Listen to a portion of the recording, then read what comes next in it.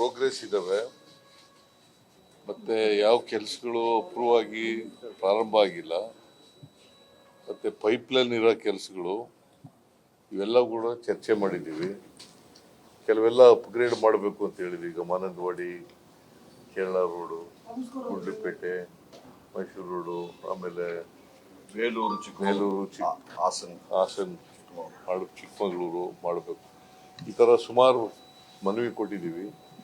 ರೋಡ್ಸ್ಗಳೆಲ್ಲ ಕೆಲವು ಅಪ್ರೂವಲ್ ಆಗಬೇಕು, ಕೆಲವು ಅಪ್ಗ್ರೇಡ್ ಮಾಡಬೇಕು ಎಲ್ಲ ಕೊಟ್ಟಿದ್ದೀವಿ. ಅದು ಚರ್ಚೆ ಮಾಡಲಿಲ್ಲ. ಅದನ್ನು ಚರ್ಚೆ ಮಾಡಲಿಲ್ಲ. ಅದು ಇನ್ನೊಂದು ದಿನ. ವಾಲ್ಮೀಕಿ ನಿಗಮ ಮಂಡಳಿ ಇದೆಯಲ್ಲ, ಅದರಲ್ಲಿ 13ನೇ ಆರೋಪಿ ಒಬ್ರು ಕೋರ್ಟ್ಗೆ ಅಫಿಡೇವಿಟ್ ಹಾಕಿದ್ದಾರೆ. ಸಿಐಡಿ ಅವರು ನನಗೆ ಜೀವ ಬೆದರಿಕೆ ಆಗ್ತಿದ್ದಾರೆ, ನಾನು ಕೇಳಿದ ಕಡೆಗೆ ಸೈನ್ ಮಾಡುವಂತ ಒತ್ತಡ ಆಗ್ತಿದ್ದಾರೆ ಅಂತ ಅವರು ಕೋರ್ಟ್ಗೆ ಒಂದು ಅಫಿಡೇವಿಟ್ ಹಾಕಿದ್ದಾರೆ. ಸಾಕ್ಷಿ ನಾಶ ಮಾಡಕ್ಕೆ ಟ್ರೈ ಮಾಡ್ತಿದ್ದಾರೆ. ಇಲ್ಲ, ಆ ರೀತಿ ಯಾವುದು ಒತ್ತಡ ಹಾಕೋದಕ್ಕೆ ಸಿಐಡಿನವ್ರು ಮಾಡೋದಿಲ್ಲ. ಯಾವಾಗಲೂ ಏನಾದ್ರೂ ಆದ್ರೆ ಅದನ್ನು ಪರಿಶೀಲನೆ ಮಾಡ್ತೇವೆ.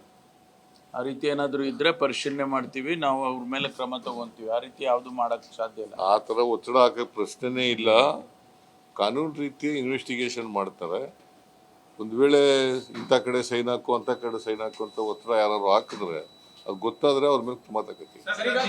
ಒಬ್ರು ಸ್ವಾಮೀಜಿ ಹೇಳಿದ್ದಾರೆ, ಏನಾದ್ರು ಮುಖ್ಯಮಂತ್ರಿ ಬದಲಾವಣೆ ಆದ್ರೆ ಲಿಂಗಾಯತರಿಗೆ ಕೊಡಬೇಕು ಅಂತ ಹೇಳಿದ್ದಾರೆ. ನೋಡ್ರಿ, ಸ್ವಾಮೀಜಿಗಳಿಗೂ ರಾಜಕೀಯಕ್ಕೂ ಸಂಬಂಧ ಇಲ್ಲ. ಕೇಳಪ್ಪ, ಇಲ್ಲಿ ನೀವು ಸುಮ್ಮನೆ ಹೇಳಿದಲ್ಲ.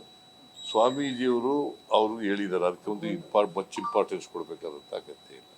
ಬಿಕಾಸ್ ಸ್ವಾಮೀಜಿಯವ್ರಿಗೂ ರಾಜಕೀಯ ಪಕ್ಷಕ್ಕೂ ಏನು ಸಂಬಂಧ ಇರ್ತದೆ. ಯಾರು ಚೀಫ್ ಮಿನಿಸ್ಟರ್ ಆಗಬೇಕು, ಯಾರು ಮತ್ತೆ ಚೀಫ್ ಮಿನಿಸ್ಟರ್ ಆಗಬೇಕು ಅಂತ ತೀರ್ಮಾನ ಮಾಡೋರು ಯಾರು? ಮತ್ತೆ ಶಾಸಕರು. ಪ್ರಜಾಪ್ರಭುತ್ವದಲ್ಲಿ ಶಾಸಕರು ತೀರ್ಮಾನ, ಮತ್ತೆ ಹೈಕಮಾಂಡ್ ತೀರ್ಮಾನ ಮಾಡಬೇಕು. ನೀವೇನೇನೋ ಪ್ರಶ್ನೆ ಕೇಳ್ತಿದ್ದೆ, ಹಸ್ತಕ್ಷೇಪ. ನ್ಯೂಸ್ ಫಸ್ಟ್ ನಿರ್ಭೀತಿಯಿಂದ ನಿಮ್ಮ ಪರವಾಗಿ.